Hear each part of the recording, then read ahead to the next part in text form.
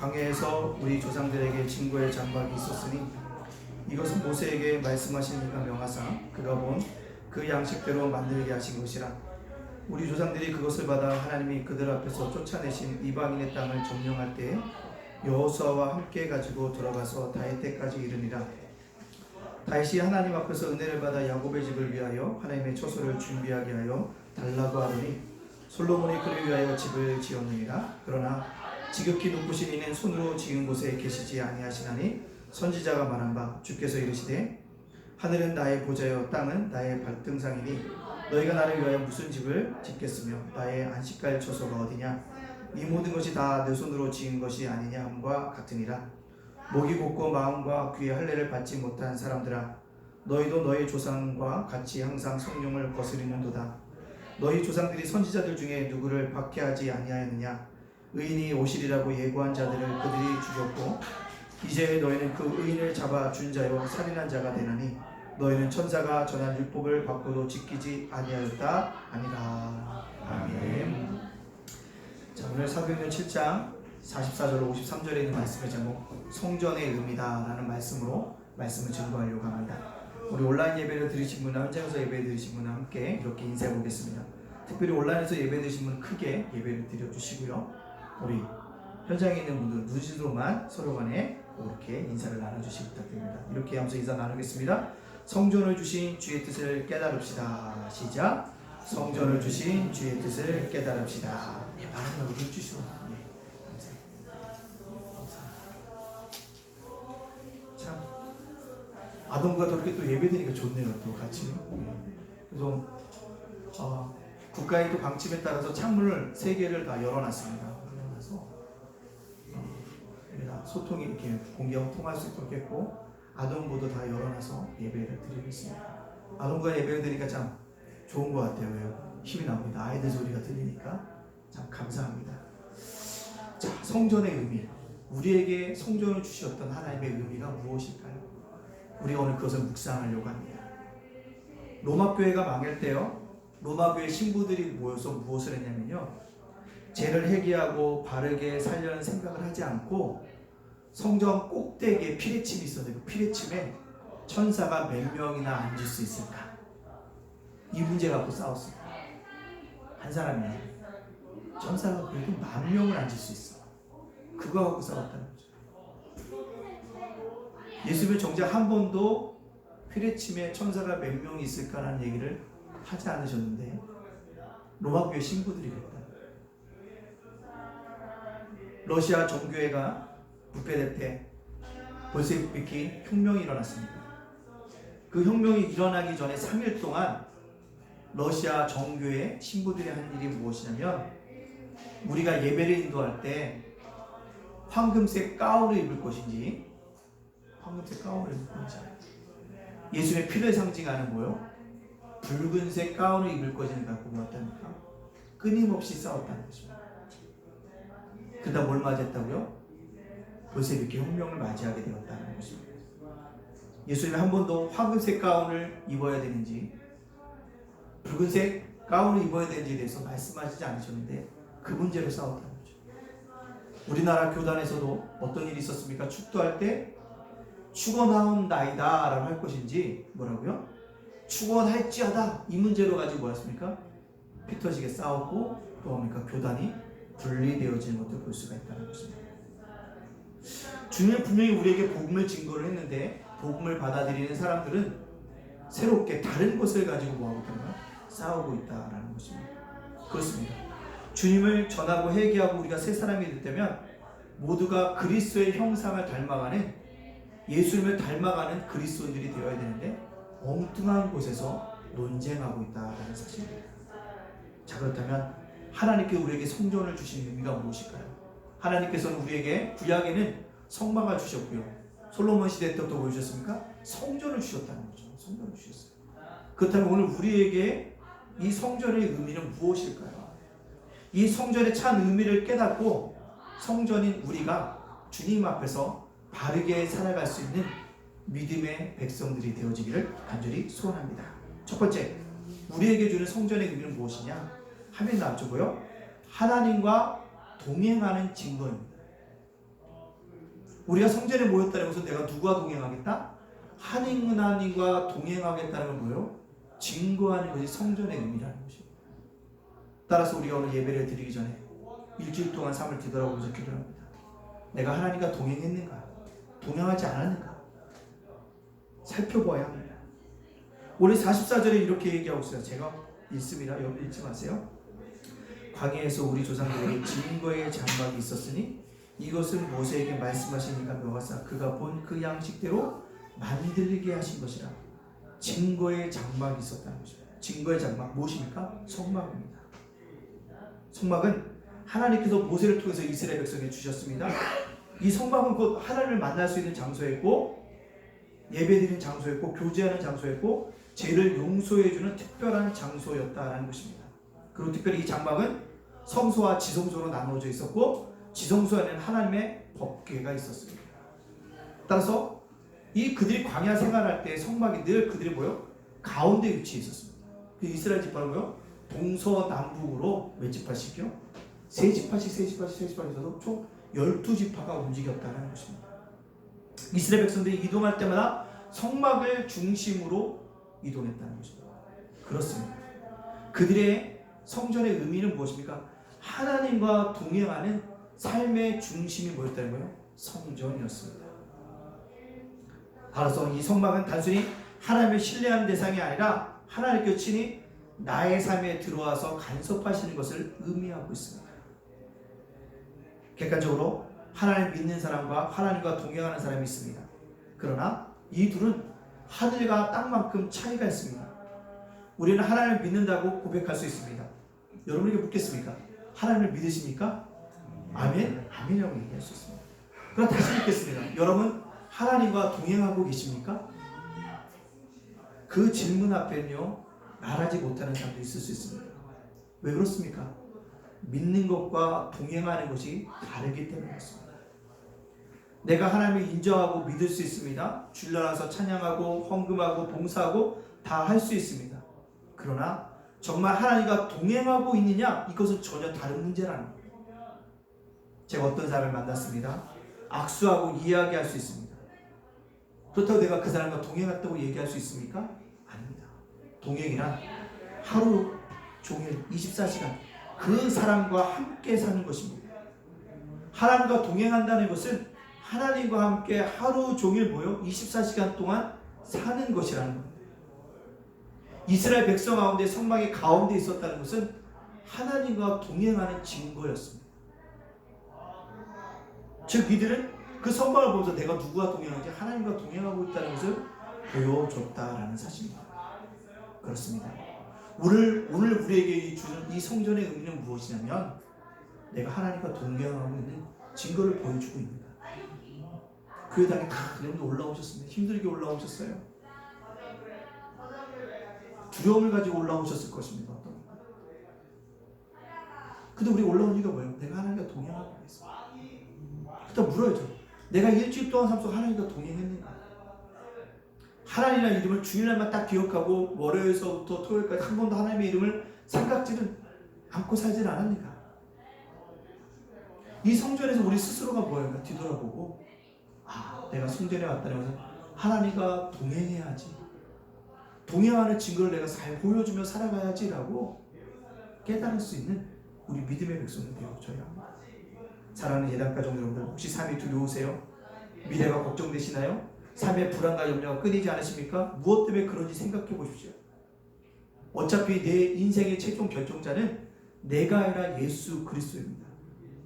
우리가 주님과 동행한다는 그 말 속에는요, 내 인생의 최종 결제자는 주님이시라는 고백이 담겨져 있습니다. 오늘 이 성전에서 내가 주님과 동행할 그 증거, 내 인생의 결제자는, 최종 결정자는 누굽니까? 주님이라고 고백하고 그 주님을 믿고 험난한 세상 속에서 믿음으로 주님과 함께 예수의 중심적인 사고를 가지고 예수를 닮아가는 예단민들이 되어지기를 간절히 소원합니다. 두 번째요, 성전의 의미는 무엇입니까? 인간의 신앙 고백이 담겨져 있다는 것입니다. 우리 45절에 이렇게 얘기하고 있습니다. 우리 조상들이 그것을 받아 하나님이 그들 앞에서 쫓아내신 이방의 땅을 점령할 때에 여호수아가 함께 가지고 들어가서 다윗 때까지 이르니라. 우리 조상들이 그것을 받아 다윗 때까지 이르니라. 이 성막은요, 모세의 아이디어가 아니었습니다. 하나님의 아이디어였습니다. 하나님이 모세에게 이렇게 지으라고 치수까지 다 가르쳐 주시고 성막 안에 디자인까지 전부 하나님이 가르쳐 주셔서 만들었습니다. 이스라엘 백성들이 행진할 때도 이 성막이 움직이면 움직였고요, 순간 멈췄습니다. 약속의 땅에 들어갈 때도 이 성막이 안에 있는 게 지성소 안에 있는 법궤가 항상 앞에 갔습니다. 여리고성을 점령할 때도 법궤가 앞에 갔고요, 가나안 땅을 점령할 때도 이 법궤가 앞서갔습니다. 요단강을 건너가도 이 법궤가 앞서갔습니다. 다윗이 왕국을 세웠을 때도 언제나 이 법궤가 앞서갔습니다. 그때 다윗을 스스로 생각합니다. 자기가 살고 있는 집은 굉장히 크고 화려하고 좋은데 하나님이 거하시는 법궤가 있는 성전은 뭐였다? 텐트였어요. 이것이 늘 그 자신을 아프게 했습니다. 자신의 집은 돌로 화려하게 웅장하게 저희는 하나님의 집을 초라해 보였습니다. 그래서 다윗이 뭐합니까? 하나님이 거하신 뭐였다? 성전을 짓고자 했습니다. 최고의 집을 지어서 하나님께 드리고 싶어 했습니다. 그 마음이 얼마나 고맙고 예쁩니까? 그런 마음이 많았습니다. 근데요, 다윗과 마음과는 달리 다윗은 성전을 지을 수 없었습니다. 그 아들 누가요? 솔로몬이 성전을 지었습니다. 이런 것을 보면 성전을 짓는다는 것은 아무나 짓는 것이 아니라 하나님의 특별한 은총 속에 있는 사람이 짓는 것을 볼 수가 있습니다.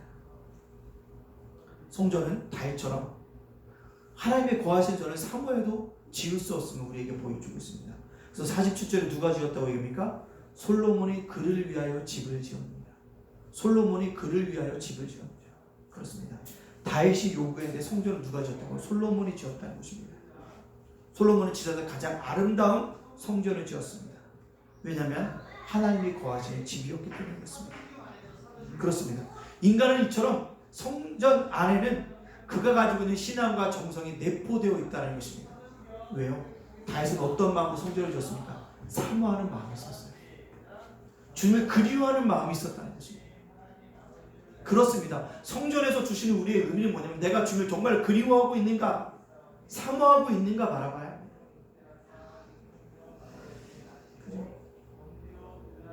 내가 정말 주님을 그리워하고 사모하고 있는가. 근데 어느 순간에 우리는 미안하지만 그리워하고 사모하는 대상이 바뀌어져 있다고 한다면 성전의 안에서 앉아있는 우리의 의미가 새롭게 바뀌어져야 합니다. 바뀌어져야 합니다. 내 진정 사모하는 분이 주님이신가? 성전에 앉아있을 때 우리는 그것을 물어야 합니다. 네가 오늘 그리워하고 사모하는 자는 누구인가? 그것이 성전에서의 분명한 신앙 고백이 담겨져 있어야 한다는 것입니다. 솔로몬도 하나님을 위하여 성전을 지었다고 했습니다. 다른 사람을 위하여, 그를 위하여, 그가 누굽니까? 하나님을 위하여 지었다는 것입니다. 하나님만 바라보면서 모든 것을 하나님께 영광 돌리기 위해서 지었다는 사실입니다. 그것이 어저께 자원봉사가 왔습니다. 공무원이 왔어요. 근데 그 공무원이 얘기를 합니다. 나는 신천지만 조사 다니러 갔는데 온도 재는 교회도 처음 봤고 뭐 이게 교회 7대 방역 붙여놓은 교회도 드물었는데 이 교회 있으니까 안심하고 열심히 한다는 거예요. 그래서 물었어요. 아니 근데 왜 공무원이신데 오셨어요? 그러니까 나도 뭔가 남을 위해서 뭔가 일하고 싶다. 왜? 월요일부터 금요일까지는 내일 열심히 하면 국가에서 돈을 받는데 다른 걸 뭔가 섬기고 싶다는 거예요. 그 생각한 시간이 언제다? 토요일날 2시부터 4시간 내가 뭘 드려야겠다? 뭔가 남을 봉사하는 시간을 드려야겠다고 왔다는 거예요. 참 그 마음이 아름다웠습니다. 나이도 어리지 않아요? 44살 정도 되시는 분이. 근데 정말 열심히 봉사해주고 오셨습니다. 아마 끝나고 나서 저희 교육관에 한번 가보시면 책에 이제 이 책이 다 이제 컴퓨터로 다 입력이 끝났어요. 입력이 끝나고 보면 라벨지 작업을 하고 있습니다. 도서관에서 딱 찍으면 그 책의 정보가 뜨는 것처럼 그 라벨지 작업을 하고 있는데 교육관에 지금 한 장 정도는 다 붙여놨습니다. 무엇일까요? 뭔가 그 공무원이 왔던 이유가 뭐냐면 뭔가 삶의 의미를 찾고 있다는 것입니다. 국가가 주는 월급에 대해서 만족한 것이 아니라 내가 이웃과 사회를 위해서 뭔가 섬길까? 의미를 두는 삶을 살고 있다는 거잖아요. 그렇다면 성전에 들어서 나와서 예배드린 우리도 신앙에 의미를 둬야 되지 않겠습니까?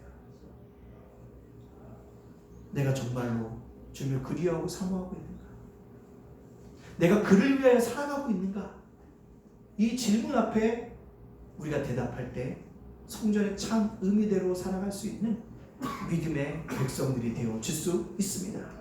이것을 깨닫고 우리 모두가 내가 오늘 성전에 주신 이 의미를 깨닫고 그 믿음대로 예수님과 함께 예수님의 중심적인 사고를 가지고 예수님을 닮아가는 믿음의 백성들이 되어지기를 간절히 바랍니다. 세 번째요. 성전의 의미는 뭐냐? 이게 제일 중요합니다. 사람이 성전을 지을 수 있으나 소유할 수는 없습니다. 사람이 성전을 지을 수 있으나 소유할 수 없다는 것입니다. 48절과 50절 이렇게 얘기합니다. 그러나 지극히 높으신 이는 손으로 지은 곳에 계시지 아니하나니 선지자가 말한 바 주께서 이르시되 하늘은 나의 보좌요 땅은 나의 발등상이니 너희가 나를 위하여 무슨 집을 짓겠으며 나의 안식할 처소가 어디냐? 이 모든 것이 다 내 손으로 지은 것이 아니냐? 함과 같으니라. 무슨 얘기입니까? 이 구절은 손으로 지은 곳에 하나님이 안 계시다는 말입니다. 누가? 스데반이 얘기하는 거예요. 무슨 말씀입니까? 하나님이 이스라엘 백성을 사랑하셔서 그들을 만나기 위해서 처소를 만들라고 말씀하셨습니다. 거기에 계시면서 간섭하시고 인도하시고 동행하여 주셨습니다.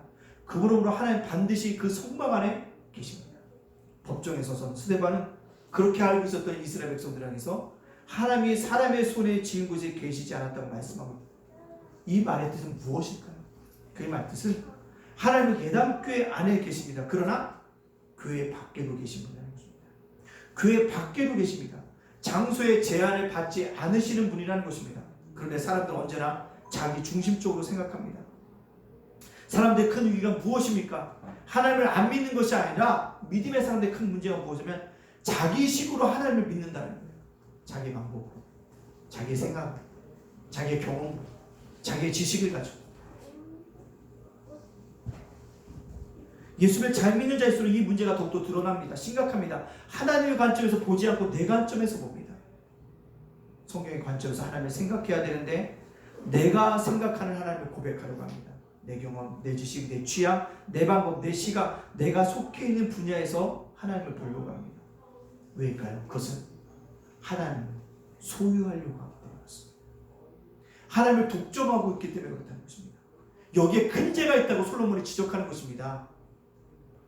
너희들은 성전을 지었지만 하나님이 계시다고 하지만 그 하나님의 전에 계신 하나님을 뭐한다? 소유하려고 하는 어리석음을 범하고 있다. 어찌 인간이 하나님을 소유할 수 있겠습니까? 어찌 인간이 하나님을 독점할 수 있겠습니까? 사람을 많이 부리는 세상 사람들처럼 하나님도 부리려고 합니다. 하나님을 자기 편한 대로 만들려고 합니다. 신앙인 중에 잘 믿는 자들은 한편으로는 하나님의 영광을 돌리면서 이처럼 하나님을 욕을 돌리는 사람이 있습니다. 신앙이 초기에는 별로 없습니다. 그러나 깊어지면 이런 문제가 생깁니다. 어떤 문제일까요? 하나님을 독점하려고 합니다. 구원을 독점하려고 합니다. 축복을 독점하려고 합니다. 바리새인들과 서기관들처럼 종교적으로 완전히 하나님을 독점하려고 합니다. 평신도에게 주지 않습니다. 성직자들이 이것을 독점했습니다. 성직자를 통하지 않고 구원을 얻게 만들었습니다. 얼마나 무서운 제약입니까? 그들은 하나님께 영광을 돌리기 시작하고 하나님께 욕을 돌리는 것으로 결론을 맞았습니다. 그들이 생각하는 게 무엇입니까? 나만 하나님의 뜻을 알고 있어. 나만 성경을 진솔하게 해석하고 있어. 나만 더 사랑하시는 하나님으로 왜곡하고 나만을 위해 존재하시는 하나님으로 만들어버렸다는 것입니다. 아닙니다. 우리가 하나님 어떤 하나님입니까? 성전에만 계시는 분이 아니라 그렇다고 제한받는 받으신 분이 아니라 하나님은 모든 사람이 하나님이고 모든 교파의 하나님이시며 우리 교회만의 하나님이 아니라 우리나라의 하나님만이 아니라 세계의 하나님이시라는 것입니다. 하나님은 이스라엘의 하나님이 아니라 온 이방인의 하나님이라는 것입니다. 우리 그것을 고백해야 합니다. 근데 신앙생활 하면 할수록 하나님을 독점하려고 하는 사람이 있습니다. 49절에 보면 하늘이 나의 보좌요 나의 발등상이라고 얘기하고 있습니다. 도대체 내가 나를 위해 무엇을 짓겠다는 거냐? 도대체 너희들이 나의 안식처를 어디다 만들겠다느냐? 하느라고 얘기하고 있다는 것입니다. 사랑하는 예단가족 여러분들, 우리는 성전을 지을 수 있습니다. 그러나 하나님은 소유할 수 없습니다.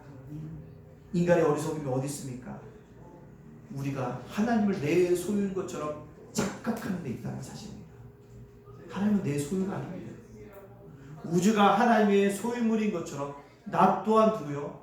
하나님의 소유물이라는 것을 고백하고 나가야 합니다. 성전에 주시는 의미가 여기 있다는 것입니다. 나의 소유가 아니라 내가 누구의 소유다? 하나님의 소유된 자로 살아가야 한다는 것입니다. 그렇다면 성전의 의미가 여기 있어요. 내가 좀 하나님께 소유된 자로 합당하게 살아가고 있는가? 여전히 내 경험, 내 지식, 내 경영, 내가 안고 있는 최고의 분야, 그것을 가지고 하나님을 평가하고 있지는 않느냐는 것입니다. 여러분 기억하시죠? 인간은 성전을 지을 수 있지만 결코 하나님을 소유할 수 없습니다. 내가 하나님의 소유물일 뿐입니다.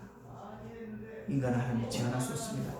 성전은 하나님을 소유할 수 없음을 깨닫고 내가 그의 소유물인 것을 이 성전에서 고백하게 됩니다. 그럴 때 그것이 뭐요? 성전에 참된 의미가 있다는 사실을 우리가 깨달아 알아가야 합니다. 마지막으로 그렇다면 성전에 주는 의미가 무엇입니까? 교회는 곧 우리입니다. 교회가 뭐라고 여러분들? 우리라는 거예요. 고린도전서 3장 16절에 이렇게 얘기하고 있습니다. 제가 공독해 옵니다. 너희는 너희가 하나님의 성전인 것과 하나님의 성령이 너희 안에 계시는 것을 알지 못하느냐? 하나님의 성전이라고 얘기합니다. 성령이 우리 안에 계시다고 약속하고 있습니다. 그렇습니다. 우리는요 성전인 것과 우리 안에 성령님이 계세요. 그렇다면 하나님과 동행하는 증거에 대한 삶을 우리가 보여줘야 합니다. 다윗이 고백했던 그리워하고 사모하는 분이 주님이라고 고백하는 신앙 고백이 성전에서 일어나야 합니다. 솔로몬처럼 내가 그를 위하여 살아가고 있는 존재라는 것을 고백해야 합니다. 또 한 가지 내가요 누구의 소유다? 하나님의 소유물을 되었다는 사실을 고백하고 살아가야 합니다. 근데 우리는 어떻게 합니까? 항상 성령을 거슬려 산다는 것입니다. 51절에 뭐라고 얘기합니까? 스데반이 이렇게 얘기합니다. 목이 곱고 마음과 귀의 할례를 받지 못한 사람들아 너희도 너희 조상과 같이 항상 성령을 거슬리는도다. 항상 성령을 거슬리는도다라고 얘기하고 있다는 것입니다. 육신의 할례를 받았지만 할례 받지 못한 이방인처럼 행동하고 살아가고 있다는 것입니다. 그 성령을 거스리고 성령을 슬프게 만들어 버리고 있다는 것입니다. 사도행전 3장에 베드로가 예수를 죽인 자들이 너희라고 말씀합니다. 그때 가슴을 치며 통곡하며 우리가 어찌할까 하는 무리가 있습니다. 이들의 모습이 곧 교회의 모습이며 우리의 모습이며 이것이 바로 우리의 삶이어야 한다는 것입니다. 예수님과 함께 십자가에 달린 두 명의 강도가 있습니다. 그 중에 한 강도는 예수를 욕하고 저주했습니다. 그러나 다른 한 강도는 예수님께 요청했습니다. 뭐라고요? 주의 나라가 임할 때 나를 기억해 주옵소서. 구원을 주님께 요청했습니다. 이것이 교회 우리의 모습이라는 것입니다. 은혜를 요청하는 것이 교회의 삶이고 성전에 주어진 우리의 의미라는 것입니다.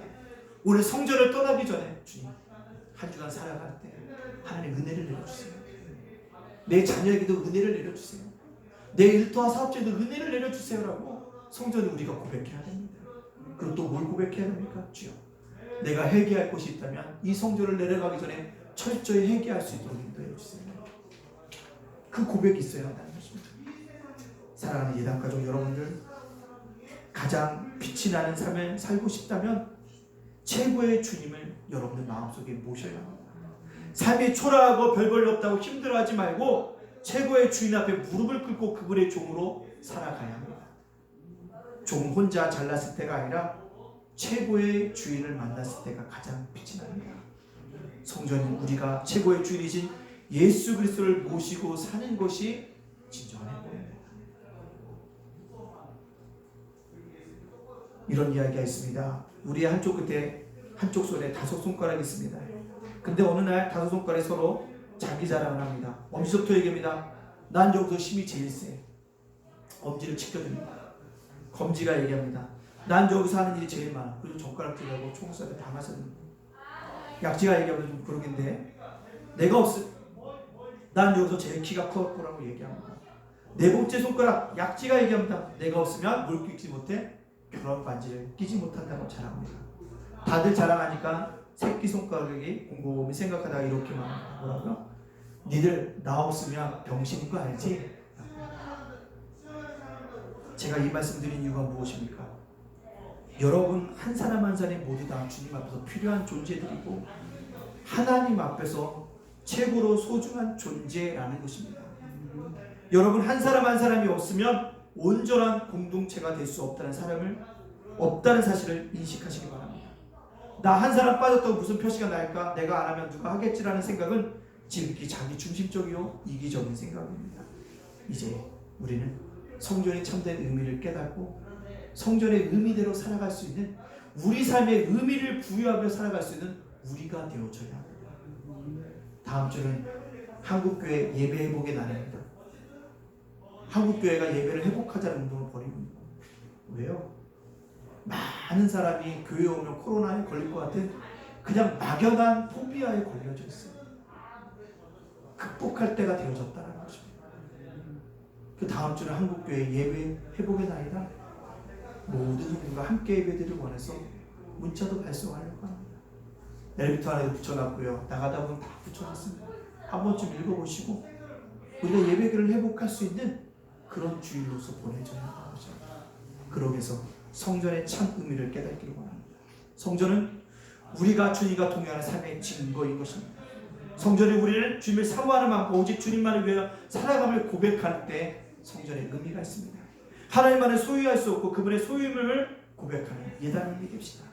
이번 한 주간도 예수님과 함께 예수님 중심적인 사고를 가지고 예수님을 닮아가는 우리 모두가 되기를 주의 이름으로 축복합니다. 아멘.